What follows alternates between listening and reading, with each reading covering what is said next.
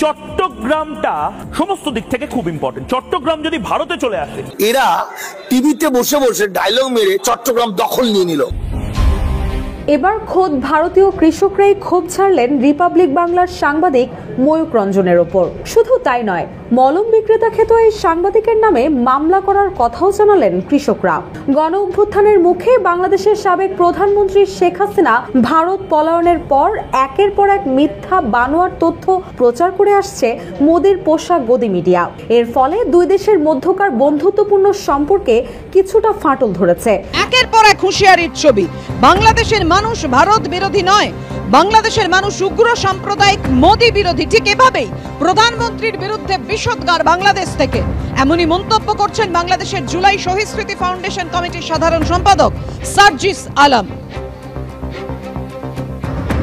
1204 সালে আজকে থেকে প্রায় 820 বছর পূর্বে এমন লজ্জাজনক পরিণতি এবং পলায়নের ঘটনা ঘটেছিল। তখন ইখতিয়ার উদ্দিন মোহাম্মদ বিন বখতিয়ার খলজির ভয়ে লক্ষণ সেন পিছনের দরজা দিয়ে পালিয়েছিল।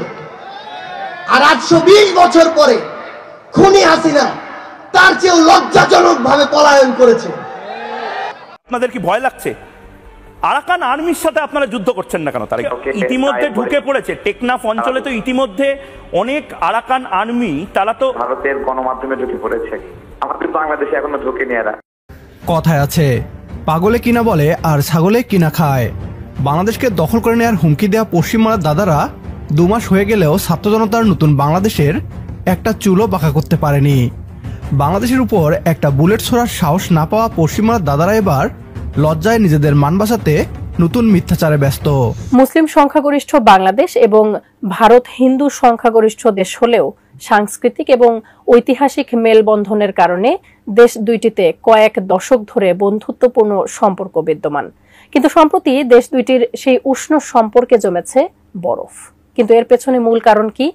মার্কিন গণমাধ্যম এই বিষয়ে একটি প্রতিবেদন প্রকাশ করেছে, যার শিরোনাম করা হয়েছে শেখ হাসিনা দিল্লিতে পালিয়ে যাওয়ার কারণে ভারত বাংলাদেশ সম্পর্কের টানাপোড়েন। চিন্ময় কৃষ্ণ প্রভুকে বাংলাদেশে শুধু হিন্দুদের এক করার অপরাধে, হিন্দুদের হয়ে কথা বলার অপরাধে, বাংলাদেশে হিন্দুদের অস্তিত্ব রক্ষার জন্য লড়াই করেছিলেন বলে তাকে মিথ্যা অপবাদে 1 মাসের কাছাকাছি জেলের মধ্যে রাখা হয়েছে। গোটা পৃথিবী আন্দোলিত হচ্ছে। বেশি করে এপারের আমরা যারা হিন্দু আছি, আমরা সিঁদুরে মেঘ দেখতে পাচ্ছি যে ওপারে যা হচ্ছে এখানেও তাই হবে। কৃষকরা গণ অভ্যুত্থানের মুখে বাংলাদেশের সাবেক প্রধানমন্ত্রী শেখ হাসিনা ভারত পলায়নের পর একের পর এক মিথ্যা বানোয়ার তথ্য প্রচার করে আসছে মোদির পোশাক গদি মিডিয়া। এর ফলে দুই দেশের মধ্যকার বন্ধুত্বপূর্ণ সম্পর্কে কিছুটা ফাটল ধরেছে। এমনকি পণ্য আমদানি রপ্তানিতেও এর প্রভাব দেখা যাচ্ছে। একসময় পেঁয়াজ ও আলু আমদানিতে বাংলাদেশ অনেকটাই ভারতের উপর নির্ভর ছিল। তবে বর্তমানে একক উৎস ভারতের উপর নির্ভর না করে বিকল্প খুঁজছে বাংলাদেশ। আর এতে ক্ষোভে ফেটে উঠছেন ভারতীয় কৃষক। ভারতের পশ্চিমবঙ্গ এবং মহারাষ্ট্র সহ বিভিন্ন রাজ্যের কৃষকরা তাদের উৎপাদিত পণ্যের ন্যায্য মূল্য না পাওয়ায় ক্ষোভ প্রকাশ করছেন। এর আগে দিনাজপুরের হিলি স্থলবন্দর দিয়ে বাংলাদেশে আলু রপ্তানি বন্ধ করে দিয়েছে ভারতের পশ্চিমবঙ্গ সরকার। রাজ্যে অভ্যন্তরীণ সংকটে দাম বৃদ্ধির কারণ দেখিয়ে 2 ডিসেম্বর থেকে এই সিদ্ধান্ত নেন তারা। ভারতের কৃষকদের দাবি, রপ্তানি বন্ধের কারণে তাদের উৎপাদিত পেঁয়াজ মাত্র 2.5 থেকে 3 টাকা প্রতি কেজি দরে বিক্রি করতে বাধ্য হচ্ছেন, যার ফলে উৎপাদন খরচই তুলতে পারছেন না তারা। তাদের দাবি, এই পণ্য বিজেপি নেতা শুভেন্দু অধিকারী এবং রিপাবলিক বাংলার ময়ূক রঞ্জনকেই টাকা দিয়ে কিনতে হবে, কারণ তারাই এই সমস্যার জন্য দায়ী। ভারতের কৃষকদের অভিযোগ, কিছু সংবাদ মাধ্যম বিশেষ করে রিপাবলিক বাংলার মলম বিক্রেতার সাংবাদিক ময়ূক রঞ্জন বাংলাদেশ সম্পর্কে মিথ্যা প্রচারণা চালাচ্ছেন। এর ফলে দুই দেশের মধ্যে ব্যবসায়িক সম্পর্কে টানাপোড়েন সৃষ্টি হয়েছে, বন্ধ হয়েছে রপ্তানি। ক্ষুব্ধ কৃষকরা ময়ূক রঞ্জনের বাড়ি ঘেরাও করে তার বাড়ির সামনের রাস্তায় আলু এবং পেঁয়াজ ফেলে বিক্ষোভ করছে। কৃষকদের মধ্যে বিভ্রান্তি সৃষ্টি এবং অপপ্রচার চালানোর জন্য ময়ূক রঞ্জনকেই অভিযুক্ত করা হচ্ছে। তার প্রোপাগান্ডা ভারতীয় কৃষকদের আর্থিক সংকটে ফেলে দিয়েছে। একদিকে চাপে রয়েছে ভারতের গ্রামীণ অর্থনীতি, অন্যদিকে রপ্তানি বন্ধের ফলে কৃষকদের জীবন আরো দুর্বিষহ হয়ে উঠেছে। অনেকে পণ্য বিক্রি করতে না পেরে আত্মহত্যার মতো পথ বেছে নিচ্ছে। বিশেষজ্ঞরা বলছেন, কৃষকদের হতাশার জন্য সরকারের নীতিগত ব্যর্থতা এবং কিছু মিডিয়ার অপপ্রচার দায়ী। অন্যদিকে বাংলাদেশ এখন অনেকটাই স্বস্তিতে রয়েছে। এরই মধ্যে অন্তর্বর্তীকালীন সরকার জানিয়ে দিয়েছেন, পেঁয়াজ ও আলু আমদানি করতে একক উৎস ভারতের উপর নির্ভর না করে বিকল্প খুঁজছে বাংলাদেশ। বর্তমানে বাংলাদেশ এখন পাকিস্তান ও চীন থেকে পণ্য আমদানি করছে। পশ্চিমবাংলার দাদারা 2 মাস হয়ে গেলেও ছাত্র জনতার নতুন বাংলাদেশের একটা চুলও বাঁকা করতে পারেনি। বাংলাদেশের উপর একটা বুলেট ছোড়ার সাহস না পাওয়া পশ্চিমবাংলার দাদারা এবার লজ্জায় নিজেদের মান বাঁচাতে নতুন মিথ্যাচারে ব্যস্ত। আরাকান আর্মি নাকি বাংলাদেশের টেকনাফ দখল করে নিয়েছে। আরাকান আর্মি নাকি ভারতের নির্দেশে বাংলাদেশের চট্টগ্রাম এবং কক্সবাজার অঞ্চল দখল করে নেবে। নতুন বাংলাদেশের একের পর এক ভারতীয় আধিপত্য বিরোধী সিদ্ধান্তে পশ্চিমবাংলার মিডিয়া মানসিক ভারসাম্য হারিয়ে গিয়েছে। এমনই এক মানসিক ভারসাম্য হারানো সাংবাদিক ময়ূকের মিথ্যাচারের জবাব দিয়েছে জনাব তারেক। বাংলাদেশকে নিয়ে ভারতীয় মিডিয়ার নির্লজ্জ মিথ্যাচার এবং আমাদের যথাযথ জবাব সম্পর্কে জানতে ভিডিওটি শেষ পর্যন্ত দেখতে হবে। আপনাদের কি ভয় লাগছে? আরাকান আর্মির সাথে আপনারা যুদ্ধ করছেন না কেন তারেক ভাই?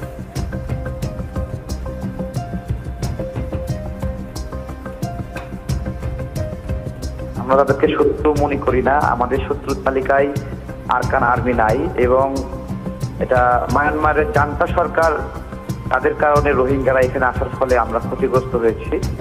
তো আরাকান আর্মি আমাদের শত্রুর তালিকায় নাই, যে কারণে আমরা তাদের সাথে যুদ্ধ করব। এবং মায়ানমার বাংলাদেশের যে একবারই সংঘাত হয়েছিল, সেই সংঘাতে তারা নাস্তানাবদ হয়ে এখান থেকে ফিরে গিয়েছিল। তো তারা বাংলাদেশের প্রান্তে ঢুকবে এটা আমরা বিশ্বাস করি না। আর ঢুকলেও আমাদের যথেষ্ট না। আমাকে একটা কথা বলুন তারেক ভাই, আমাকে একটা কথা বলুন। আপনারা শত্রু মনে করেন না আরাকান আর্মিকে? আরাকান আর্মি তো আপনাদের কক্সবাজার, সিলেট বা এই চট্টগ্রাম, মানে ভারত নেবে না, কিন্তু আরাকান আর্মি তো নেওয়ার পূর্ণ সম্ভাবনা দেখা দিচ্ছে। তাহলে আপনারা আপনাদের জমি ছেড়ে দেবেন এভাবে? আমাদের প্রস্তুতি আছে, আমাদের জমিতে কেউ ঢুকলে আমরা সেই নিরাপত্তা দিতে পারবো। আমাদের জমি, আমাদের জনগণ, আমাদের সেনাবাহিনী, আমাদের সীমান্ত রক্ষী মিলে আমরা। তো অনেকে তো বলছে ইতিমধ্যে ঢুকে পড়েছে টেকনাফ অঞ্চলে, তো ইতিমধ্যে অনেক আরাকান আর্মি, তারা তো ইতিমধ্যে তারা এটা হলো, হ্যাঁ ওইটা হলো আপনার হলো ভারতের গণমাধ্যমে ঢুকে পড়েছে। আমাদের বাংলাদেশে এখনো ঢুকেনি এরা। হ্যাঁ ঢুকবে হয়তো বা না ঢুকবে, বা ঢুকলেও ঢুকে আসতে সমস্যা নেই। আমাদের বিষয়েও তো যে এত হাজার সৈন্য সীমান্তে রয়েছে, মিসাইল রেডি, পারমাণবিক বোমা রেডি, এ ধরনের অনেক সংবাদ আপনাদের এখান থেকে আমরা পেয়েছি। আমরা তো সেগুলো কোথায় পাচ্ছি না। বাংলাদেশকে দখলের জন্য পারমাণবিক বোমা, যুদ্ধ বিমান সবকিছুই রেডি রেখেছে ভারত, এমনটাই দাবি করেছিল এই মলম বিক্রেতা। তবে 4 মাস হয়ে গেলেও একটা ফাঁকা গুলিও বাংলাদেশ সীমান্তে ছোড়ার সাহস করেনি ভারতীয়রা। মিয়ানমার বাংলাদেশ সীমান্তে আরাকান আর্মি মিয়ানমারের ভূখণ্ডের নিয়ন্ত্রণ নিয়েছে। এই আরাকান আর্মি রোহিঙ্গাদের বন্ধু এবং তাদের মিয়ানমারের নাগরিক মনে করে। আরাকান আর্মি বাংলাদেশের সাহায্যও চেয়েছে অনেকবার। বলা যেতে পারে আরাকান আর্মি বাংলাদেশের বন্ধু। ভারতীয় মিডিয়া প্রচার করছে আরাকান আর্মি নাকি টেকনাফ দখল করেছে। আসলে তারা নিজেরা তো বাংলাদেশের উপর একটা ফুলের টোকাও দিতে সাহস পায়নি। এখন আরাকান আর্মির মিথ্যা খবর প্রচার করে নিজেদের লজ্জা ঢাকছে। আরাকান আর্মি টেকনাফ এবং চট্টগ্রামে ঢুকে গিয়েছে এমন দাবি করছে তারা, কিন্তু প্রমাণস্বরূপ কোনো ভিডিও দেখাতে পারছে না। মানসিক ভারসাম্যহীন এই সাংবাদিককে ঠিক জবাব দিয়েছে জনাব তারেক। আরাকান আর্মি বাংলাদেশে ঢুকেনি, ঢুকেছে ভারতীয় গদি মিডিয়ায়। একমত হলে কমেন্ট বক্সে ইয়েস লিখে জানিয়ে দিন আমাদের। সেই সাথে ভিডিও শেয়ার করে দেখার সুযোগ করে দিন আপনার বন্ধুদের। কলকাতা দাদাবাবুদের অসহায়ত্ব দেখে খুব ভালো লাগতেছে, আবার কষ্টও লাগতেছে। মানুষ তো ভাই, দিন শেষে আমরা তো মানুষ, কারো কষ্ট দেখে তো ভালো লাগার কথা না। যে মানুষের কষ্ট দেখে যার ভালো লাগে সে হচ্ছে অমানুষ, যেটা ছিল শেখ হাসিনা। মানুষের কষ্ট দেখতে যার ভালো লাগতো, এবং মোদি যৌথভাবে, শেখ হাসিনা মোদি যৌথভাবে মানুষের কষ্ট দেখলে খুশি হইতো, বাট আমরা কষ্ট দেখলে খুশি হই না। তবে ইন্ডিয়ার যে অসহায়ত্ব বর্তমান ফুটে উঠতেছে বিশেষ করে পশ্চিমবঙ্গের, এই জিনিসগুলোতে বাংলাদেশের মানুষ খুশি হচ্ছে। কারণ কিছুদিন আগে কলকাতা ইন্ডিয়া যেটা করছে বাংলাদেশকে নিয়ে, এটা আসলে কি বলবো, কোনো সুস্থ মস্তিষ্কের মানুষ মেনে নিতে পারে না। আমাদের এই অঞ্চল দখল করে, আমাদেরকে মিসকিন বলছে, ভিখারি বলছে, সবকিছু বলছে। শুভেন্দু বলছে যে পেঁয়াজ দিবে না, চাল দিবে না, মানে আমরা লবণও খাইতে পারবো না, অনেক ধরনের কথা বলছে। পরে ইন্ডিয়ার যে চিকিৎসকরা মানে হাসপাতাল মালিক, তারা বললো বাংলাদেশে কোনো রোগী তারা ভর্তি করবে না। তারপরে হচ্ছে যদি ভর্তি করতে হয় তাহলে মানে বাংলাদেশে ইন্ডিয়ার পতাকায় প্রণাম করে যাইতে হবে, এ ধরনের কথাবার্তা বলছে। যদিও তারা এই সিদ্ধান্তে এক সপ্তাহ অটুট থাকতে পারছিল না। আপনারা জানেন 1 সপ্তাহের ভিতর আবার তারা সিদ্ধান্ত নিচ্ছে না এটা একদম অমানবিক, চিকিৎসা নিতে আসতে পারবে, কারণ তাদের তো হসপিটাল বন্ধ হয়ে যাচ্ছিল। ইন্ডিয়াতে তো ব্যবসা ছিল না, কলকাতার মানুষ বলছে যে না খেয়ে মরে যাবে যদি বাঙালিরা না যায়। এই মুহূর্তে একটা নিউজ দেখলাম আজকে যে বাংলাদেশিরা যাওয়াতে স্বস্তি ফিরছে কলকাতার মানুষের, এটা দেখেন স্বস্তি ফিরছে। আর একটা নিউজ দেখলাম যে বাংলাদেশের রুগীদের মানে যাতায়াত সুবিধার্থে একদম মেট্রো রেল নিয়ে আসবে বাংলাদেশের যে সীমান্ত পর্যন্ত, মানে বাংলাদেশের যে বর্ডার যে সীমান্ত এই পর্যন্ত নিয়ে আসবে মেট্রো রেল। কে আনবে? কলকাতাতে যে মেট্রো রেল হচ্ছে ওইটা নিয়ে আসবে এখানে। চিন্তা করতে পারছেন? জাস্ট যাতায়াতের সুবিধার্থে বাংলাদেশে যে রুগীরা যাবে এই রুগীদের সুবিধার্থে। ভাইরে, বাংলাদেশের রুগী না গেলে ওইখানে হাসপাতাল বন্ধ হয়ে যাবে। একটা হাসপাতাল বন্ধ হওয়া মানে তো একজন মানুষ এটার সাথে জড়িত না, ওই হাসপাতালে কয়েকশো স্টাফ কাজ করে, বুঝতে পারছেন? তো এই সব কিছু মিলায় তো মানুষ না খেয়ে থাকবে। আবার ওই হসপিটালে যারা থাকে গিয়ে চিকিৎসা নেয় তারা তো আবার রেস্টুরেন্টে খায়, ওই রেস্টুরেন্টও বন্ধর পথে। আবার তারা গ্রোসারিও কেনে, আবার মার্কেট মানে গার্মেন্টসও আইটেমও কেনে। সব কিছু মিলায় দেখেন যে লসে ইন্ডিয়া পড়তেছে। এই জন্য ইন্ডিয়ার মানে পর্যটক একটু বাড়ছে আগের থেকে, যেহেতু একটু ঠান্ডা হয়েছে, পর্যটক বাড়ছে, এই জন্য কলকাতায় স্বস্তি ফিরছে। আর আমাদের সুবিধার্থে আমরা কতটা ভিআইপি হয়ে গেছি ইন্ডিয়ার কাছে যে আমাদের সুবিধার্থে মেট্রো রেল নিয়ে আসতেছে একদম আমাদের সীমান্ত পর্যন্ত। চিন্তা করতে পারছেন? দাদা বাবু, যে কথা বলবেন সেই কথা রাখার চেষ্টা করবেন, যে কথা বলেন সেই কথা স্টিল 7 দিন থাকতে পারেন না, এমন কথা বলেন কেন? বাংলাদেশে একটা প্রবাদ বাক্য আছে, তোমার মুখ আর যে নিজ পিছেরটা তো সমান হয়ে গেল। এটা বললাম না, বললে হয়তো সমস্যা হবে, তা তোমাদের মুখ আর ওইটা তো সমান, বুঝতে পারছো? যে কথা বলবা ওটা রাখার চেষ্টা করবা, নিজের কথায় অটুট থাকার চেষ্টা করবা। তোমরা যদিও অটুট থাকতে পারবা না বিকজ অফ বাংলাদেশি ছাড়া তোমাদের কলকাতা অচল। বাংলাদেশি পর্যটক না গেলে তোমরা না খেয়ে মরবা, বাংলাদেশি রুগী না গেলে হসপিটাল যে মালিক তারাও না খেয়ে মরবে। তো তোমরা ভালো থাকতে হইলে আমাদের অবশ্যই লাগবে, বাংলাদেশি না গেলে তোমরা ভালো থাকবে না। অনেকে তো বলছে যে পেটে ভাত যাবে না, যে ট্যাক্সি চালায় সে ভাড়া পাবে না, দোকান মালিক বেচতে বিক্রি করতে পারবে না, রেস্টুরেন্ট মালিক বিক্রি করতে পারবে না, হোটেল মালিক হোটেলে কোনো মানে কাস্টমার যাবে না, সব কিছু মিলায় লসে ইন্ডিয়ায় পড়বে। সো বাংলাদেশের সাথে ভালো ব্যবহার করতে হবে বিকজ আমরা কাস্টমার। ধন্যবাদ। তখন ইখতিয়ার উদ্দিন মোহাম্মদ বিন বখতিয়ার খলজির ভয়ে লক্ষণ সেন পিছনের দরজা দিয়ে পালিয়েছিল। আর 820 বছর পরে খুনি হাসিনা তার চেয়েও লজ্জাজনক ভাবে পলায়ন করেছে। লক্ষণ সেন পালিয়ে এসেছিল বিক্রমপুরে, আর খুনি হাসিনা পালিয়ে গিয়েছে আগরতলায়।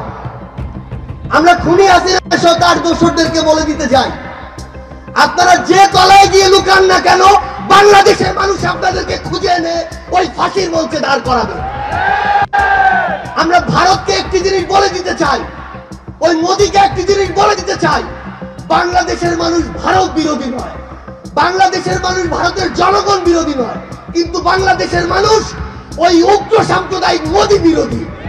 বাংলাদেশ রাষ্ট্রের সার্বভৌমত্বের বিষয়ে যদি পৃথিবীর কোন দেশ, কোন দল, কোন মানুষ বিন্দু মাত্র প্রশ্ন করার সাহস করে, আমরা তাদেরকে আমাদের জীবনের বিনিময়ে হলেও প্রতিহত করব।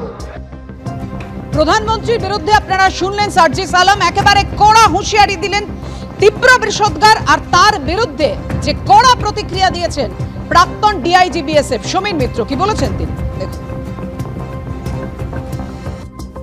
এই বয়সে এত উগ্রতা ভালো নয়, এবং আমি বলবো যে কিছুটা মিনিমাম কার্সি টিকেট মানা উচিত। এগুলো হচ্ছে যে হঠাৎ করে নেতা হয়ে যাওয়া, একটা সুযোগ এসেছে আমরা করি, এইরকম